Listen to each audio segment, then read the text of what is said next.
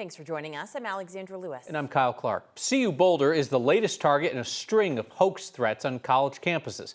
Police say there was a swatting incident there today, one of those fake emergency calls to create fear and confusion. 9 News reporter Rachel Krause is on campus tonight. Rachel, obviously law enforcement had to respond to this as if it was a real situation. They didn't know otherwise. Yeah, absolutely. It happened today at Norland Library, but for a short amount of time, the entire campus was asked to shelter in place. Students here say this is frustrating. It's really upsetting. Patrick Dawson was leaving class when he heard sirens on campus. I was getting ready to go to my car and drive home, and the biggest worry on my mind was traffic on Highway 36. And then all of a sudden I start hearing all this stuff about, oh, there might be a shooter, there might be a shooter. He decided to walk toward Norland Library, toward police. I had a friend that was in Norland that told me, he said everyone just kind of started like hurrying out of the building and he didn't know what was going on. He just followed the crowd. Patrick's a journalism student. He took photos and kept up with people on social media, updating them about what was happening at Norland. I was just trying to keep people informed. He says he was getting information from students, from officers on the scene. It was a bit frustrating from the university standpoint. We didn't get an emergency alert until maybe 20 minutes after the police showed up. So everything I was hearing was either word of mouth from other students or an officer told me this is what we're responding to, but we don't know. We had no word from university. CU sent out emergency alerts. The first one coming in just before 5 p.m., issuing a shelter in place. 30 minutes later, an update notifying people that they were investigating a potential shooting at Norland Library, but no signs of a suspect or anyone hurt.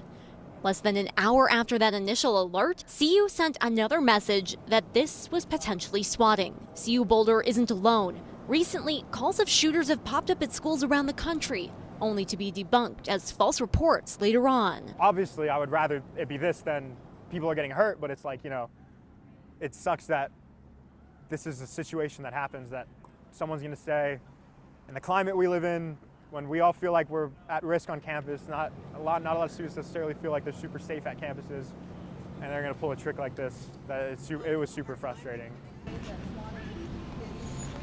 Patrick tells me whenever he hears a siren on campus, he always worries it could be a shooter, that it's always in the back of his mind and that of many other students here on campus. He says these swatting situations are dangerous and frustrating. CU says Norland Library will remain closed tonight, reopening tomorrow. Reporting live in Boulder, Rachel Krause, 9 News. Friends, you gotta check the forecast from your neighborhood meteorologist, and they'll give you the tip-off that you can turn off the sprinklers so they're not going off in the rain. You can save both the water and the money. And Kathy, we might not need the sprinklers a whole lot in the foreseeable future. No, it's such a welcome break from the record high temperatures, the extreme drought over western Colorado, the fire weather. I mean, to have a week like this where we have so much cloud cover, temperatures running cooler than average, and rain, beneficial rain, and we're still tracking those showers tonight. And we've got the chance for rain tomorrow and Wednesday and Thursday. So fire managers are very excited about this opportunity to get a leg up on some of the bigger fires. We do have concerns about the burn scar areas, mudslides and flooding, of course, but look at this, 65 degrees in downtown Denver with rain around the area. You saw our Rachel Krause up there in the Boulder area. It was raining on her.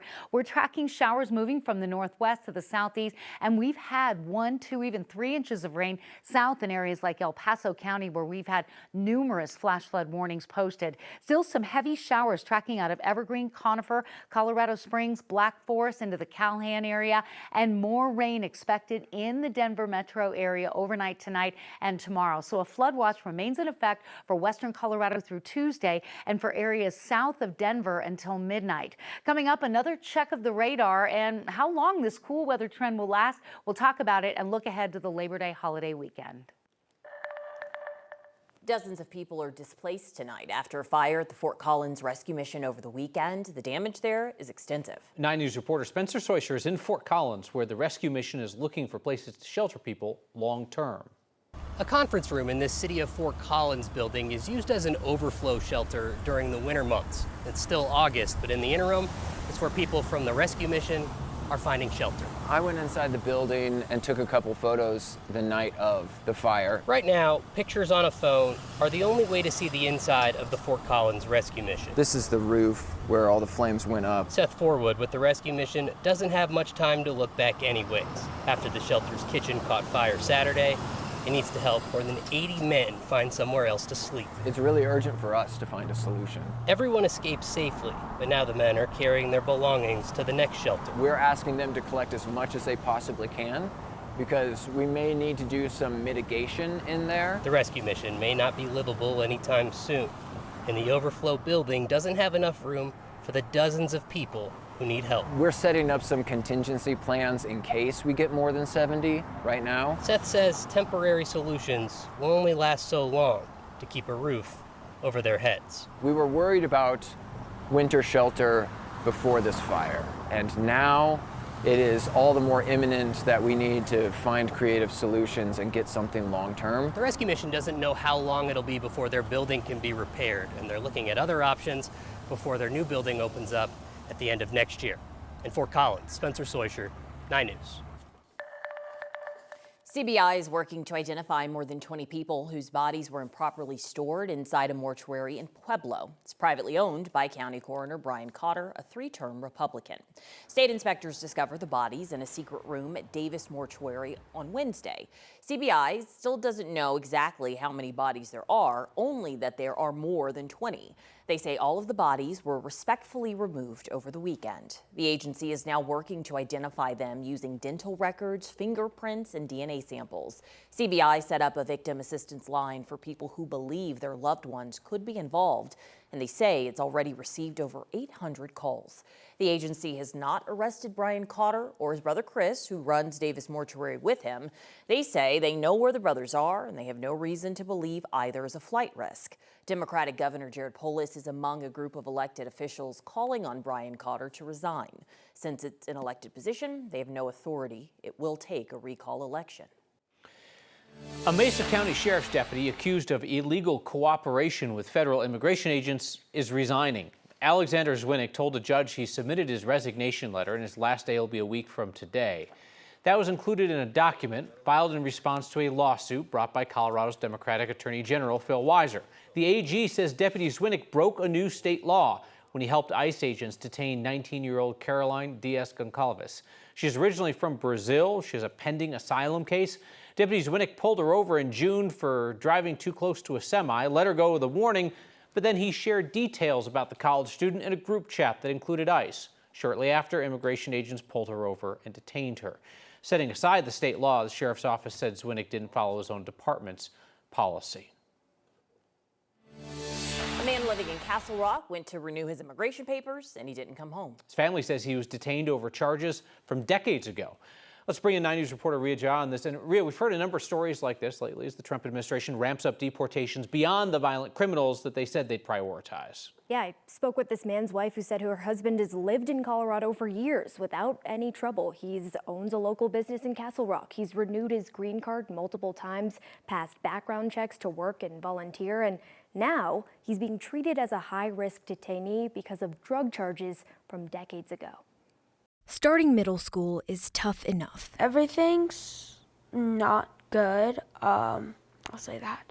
I'm heartbroken that they have to go through this, experience their first couple weeks of middle school without their dad around. Kelly Heath is now single parenting 2 kids, her 9-year-old son Oliver and her 12-year-old daughter Zoe, who says she misses her dad a lot. When I was coming back with my neighbor, I was like, ooh, my dad's home.